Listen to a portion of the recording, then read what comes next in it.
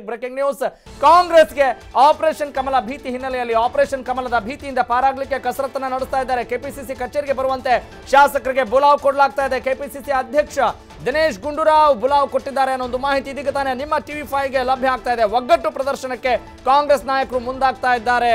S ವೀಕ್ಷಕರೇ, ಸುಭದ್ರ ಸರ್ಕಾರವನ್ನ ಉಳಿಸಿಕೊಳ್ಳುವ ನಿಟ್ಟಿನಲ್ಲಿ ಶತಾಯಗತಾಯ ಪ್ರಯತ್ನವನ್ನ ಮಾಡ್ತಾ ಇದ್ದಾರೆ. ಯಾಕಂತ ಹೇಳಿದ್ರೆ ಅದೃಷ್ಟದ ಆಟವಲ್ವೇ. ಯಾಕಂತ ಹೇಳಿದ್ರೆ ಈ ಬಾರಿ ಸರ್ಕಾರವನ್ನೇನೋ ಹೇಗೋ ರಚನೆ ಮಾಡಿಬಿಟ್ಟಿದ್ದೇವೆ ಅಂದರೆ ನಮಗೆ ಇಷ್ಟು ದಿನಗಳ ಕಾಲ ಸರ್ಕಾರವನ್ನು ನಡೆಸಿದ್ದೇ ಕಷ್ಟಪಟ್ಟು ನಡೆಸಿದ್ದೇವೆ, ಇನ್ನೂ ನಮಗೆ ಸಂಕಷ್ಟಗಳು ತರುತ್ತಾ ನಮ್ಮ ಸಂಕಷ್ಟಗಳು ನಮ್ಮನ್ನು ಬಿಡ್ತಾ ಇಲ್ವಲ್ಲ ಅನ್ನುವ ಒಂದು ನೋವು ಕೊರಗು ಅಲ್ಲಿ ಇದ್ದಂತೆ ಕಾಣ್ತಾ ಇದೆ. ಹೀಗಾಗಿ ಆಸೆ ಆಮಿಷಗಳೇ ಈಗ ಪ್ರಬಲ ಅಸ್ತ್ರವಾಗಿವೆ. ಯಾರು ಯಾವ ಕಡೆ ಜಾಸ್ತಿ ಪೋಸ್ಟ್ ಕೊಡ್ತಾರೋ ದುಡ್ಡು ಕೊಡ್ತಾರೋ ಗೊತ್ತಿಲ್ಲ. ಯಾಕಂತ ಹೇಳಿದ್ರೆ ಇದೆಲ್ಲ ಬಹಿರಂಗವಾಗಿದೆ. ಪ್ರಜಾಪ್ರಭುತ್ವ ಅನ್ನುವ ಆ ಒಂದು ಮೌಲ್ಯಾಧಾರಿತ ಶಬ್ದಕ್ಕೆ ಯಾವ ಅರ್ಥವೂ ಇಲ್ಲ ಅನ್ನೋದು ಎಷ್ಟೋ ವರ್ಷಗಳಾಗಿದ್ದಾವೆ. ಆದರೂ ಕೂಡ ನಾವೊಂದು ಆಶಾಭಾವನೆಯಲ್ಲಿ ಇರಬೇಕಲ್ವೇ, ಜೀವನ ಮಾಡಬೇಕು ಅಂತ ಹೇಳಿದ್ರೆ ನಂಬಿಕೆ ಇರಬೇಕು. ಹೀಗಾಗಿ ಪ್ರಜಾಪ್ರಭುತ್ವ ವ್ಯವಸ್ಥೆಯಲ್ಲಿ ಮೇಲ್ನೋಟಕ್ಕೆ ಎಲ್ಲವೂ ಚೆನ್ನಾಗಿದೆ ಅನ್ನುವ ಥರ ಬಿಂಬಿಸಿ ಒಳಗೊಳಗೆ ಅವರಿಗೆ ಸ್ವಾರ್ಥ ರಾಜಕಾರಣವನ್ನು ಎಂದಿನಂತೆ ಮಾಡುವ ಆ ಹಾದಿಗೆ ಎಲ್ಲರೂ ಕೂಡ ತೆರಳುತ್ತಾ ಇದ್ದಾರೆ ಅಂತ ಅನಿಸ್ತಾ ಇದೆ. ಸದ್ಯಕ್ಕೆ ಬಂದಿರುವಂತಹ ನ್ಯೂಸ್ನ ಗಮನಿಸ್ತಾ ಇದ್ದೀರಿ. ಕೆಪಿಸಿಸಿ ಅಧ್ಯಕ್ಷ ದಿನೇಶ್ ಗುಂಡೂರಾವ್ ಈಗಾಗಲೇ ಎಲ್ಲ ಶಾಸಕರಿಗೆ ಬುಲಾವ್ ಕೊಟ್ಟಿದ್ದಾರೆ. ಹಾಗಾದರೆ ಒಗ್ಗಟ್ಟು ಪ್ರದರ್ಶನಕ್ಕೆ ನಮ್ಮ ಜೊತೆ ಯಾರೆಲ್ಲ ಎಷ್ಟು ಜನ ಇದ್ದಾರೆ, ಏನು ಕತೆ ಅನ್ನುವ ತಿಳಿಯುವ ಪ್ರಯತ್ನಕ್ಕೆ ಮುಂದಾಗ್ತಾ ಇದ್ದಾರೆ ಕೆಪಿಸಿಸಿ ಅಧ್ಯಕ್ಷರು.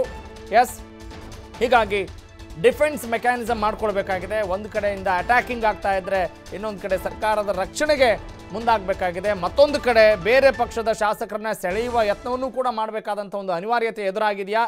ಎಸ್ ವೀಕ್ಷಕರೇ, ಬನ್ನಿ ಬಗ್ಗೆ ಮತ್ತಷ್ಟು ಮಾಹಿತಿಯನ್ನು ನೀಡ್ತಾರೆ ನಮ್ಮ ಪ್ರತಿನಿಧಿ ಪೊಲಿಟಿಕಲ್ ಕರೆಸ್ಪಾಂಡೆಂಟ್ ಶಿವಕುಮಾರ್ ಜೋಹಳ್ಳಿ. ಶಿವು, ಈಗ ಆಪರೇಷನ್ ಕಮಲದ ಭೀತಿ ಸಿಕ್ಕಾಪಟ್ಟೆ ಮಹತ್ವ ಪಡೆದಂತೆ ಕಾಣ್ತಾ ಇದೆ. ಕೈ ಶಾಸಕರಿಗೆ ಬುಲಾವ್ ಕೊಟ್ಟಿರುವ ಹಿಂದಿರುವಂಥ ಉದ್ದೇಶ ಏನು ಮತ್ತು ಇದರ ಹಿಂದಿರುವಂಥ ರಹಸ್ಯ ಏನು? ಇದಕ್ಕೆ ಶಾಸಕರು ಯಾವ ರೀತಿ ಸ್ಪಂದಿಸ್ತಾರೆ? ಏನಿದೆ updates? Please go ahead Shivakumar. ಖಂಡಿತವಾಗ್ಲೂ ರಾಘವ್, ಬೆಳಗಾವಿ ರಾಜಕಾರಣದ ವಿಚಾರದಲ್ಲಿ ಈಗ ಸಮ್ಮಿಶ್ರ ಸರ್ಕಾರಕ್ಕೆ ತಲೆನೋವು ಪ್ರಾರಂಭವಾಗಿದೆ.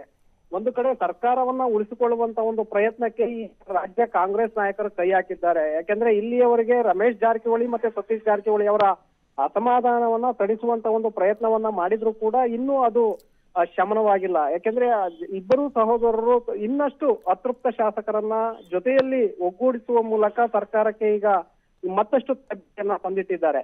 ಸೊ ಅದರಲ್ಲೂ ಪ್ರಮುಖವಾಗಿ ಬಳ್ಳಾರಿ ಮತ್ತೆ ಬೆಳಗಾವಿ ಭಾಗದ ಶಾಸಕರನ್ನ ಒಟ್ಟುಗೂಡಿಸುವಂತ ಒಂದು ಪ್ರಯತ್ನಕ್ಕೆ ಈಗ ಜಾರಕಿಹೊಳಿ ಸಹೋದರರು ಮುಂದಾಗಿರುವಂತದ್ದು.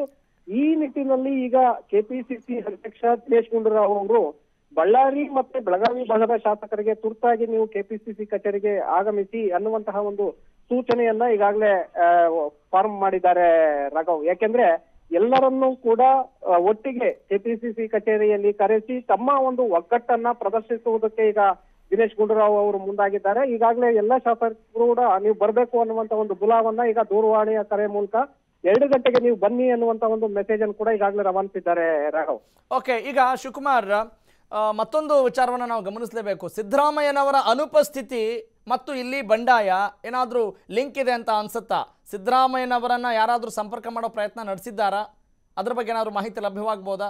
ಮತ್ತು ಡಿ ಕೆ ಶಿವಕುಮಾರ್ ಮಾತಿಗೂ ಚೆಸ್ ಆಡೋರು ಅಂತ ಹೇಳ್ತಾ ಇರ್ತಾರೆ, ಡಿಫೆನ್ಸ್ ಮೆಕ್ಯಾನಿಸಮ್ ಮಾಡೋರು ಅಂತ ಹೇಳ್ತಾ ಇರ್ತಾರೆ. ಆದರೆ ಸದ್ಯದ ಈ ಆಟಾಟೋಪಗಳನ್ನು ಎದುರಿಸುವಂಥ ಶಕ್ತಿ BJP-ಅವ್ರಿಗಿದೆಯಾ ಅಥವಾ ಕಾಂಗ್ರೆಸ್ನವ್ರಿಗಿದೆಯಾ ಅಥವಾ JDS ನಾಯಕರಿಗಿದೆಯಾ ಗೊತ್ತಿಲ್ಲ. ಒಟ್ಟಿನಲ್ಲಿ ಎಲ್ಲವೂ ಕೂಡ ಕನ್ಫ್ಯೂಸ್ಡ್ ಸ್ಟೇಟ್ ಅಂತ ಅನ್ನಿಸ್ತಾ ಇದೆ. ಹೀಗಾಗಿ ಕಾಂಗ್ರೆಸ್ ನಾಯಕರು ಹೋಗುವಂಥ ಸ್ಥಿತಿ ಅಥವಾ BJP ನಾಯಕರು ಕಾಂಗ್ರೆಸ್ ಕಡೆ ಬರುವಂಥ ಸ್ಥಿತಿ, ಇವೆಲ್ಲವನ್ನು ನೋಡಿದಾಗ ಯಾವುದು ಪ್ರಬಲವಾಗಿದೆ ಅಂತ ಅನ್ಸುತ್ತೆ ಶಿವಕುಮಾರ್?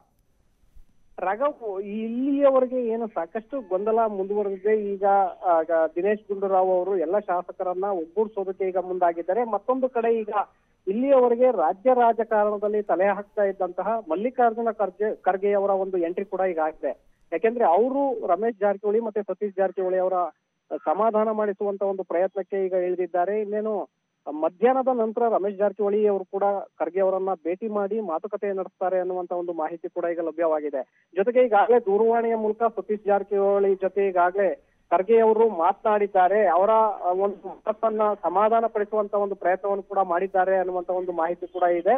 ಮತ್ತೊಂದು ಕಡೆ ನೀವು ಹೇಳಿದ ಹಾಗೆ ಸಿದ್ದರಾಮಯ್ಯನವರು ಈಗ ವಿದೇಶಿ ಪ್ರವಾಸದಲ್ಲಿ ಇರೋದ್ರಿಂದ ಅವರೇ ಇದರ ಒಂದು ಸೂತ್ರಧಾರರು ಅನ್ನುವಂತಹ ಒಂದು ಮಾಹಿತಿ ಕೂಡ ಈಗ ಲಭ್ಯವಾಗ್ತಾ ಇದೆ ರಾಘವ್. ಯಾಕಂದ್ರೆ ಇಲ್ಲಿ ಕಳೆದ 4-5 ದಿನಗಳಿಂದ ನಡೀತಾ ಇರುವಂತಹ ಒಂದು ಬೆಳವಣಿಗೆಗಳೇನಿದೆ ಇದರ ಒಂದು ಸಂಪೂರ್ಣ ಮಾಹಿತಿಯನ್ನ ಅವರು ವಿದೇಶದಲ್ಲಿ ಇದ್ದುಕೊಂಡೇ ಅವರು ಪಡೆದುಕೊಳ್ತಾ ಇದ್ದಾರೆ ತಮ್ಮ ಆಪ್ತರ ಮೂಲಕ. ಏನಾಗ್ತಾ ಇದೆ ರಾಜ್ಯ ರಾಜಕಾರಣದಲ್ಲಿ ಮತ್ತೆ ಪಕ್ಷದಲ್ಲಿ ಪ್ರಮುಖವಾಗಿ ಏನಾಗ್ತಾ ಇದೆ ಅನ್ನುವಂಥದ್ದನ್ನು, ಜೊತೆಗೆ ರಮೇಶ್ ಜಾರಕಿಹೊಳಿ ಮತ್ತೆ ಸತೀಶ್ ಜಾರಕಿಹೊಳಿ ಅವರಿಂದಲೂ ಕೂಡ ಅವರು ಮಾಹಿತಿಯನ್ನ ಕಲೆಕ್ಟ್ ಮಾಡ್ತಾ ಇದ್ದಾರೆ.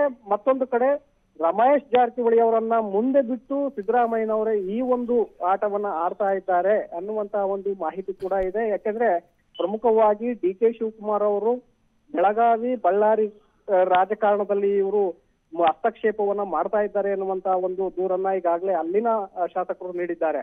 Okay, got it. Thank you Shivu ತಮ್ಮೆಲ್ಲ ಡೀಟೇಲ್ಸ್ಗಾಗಿ.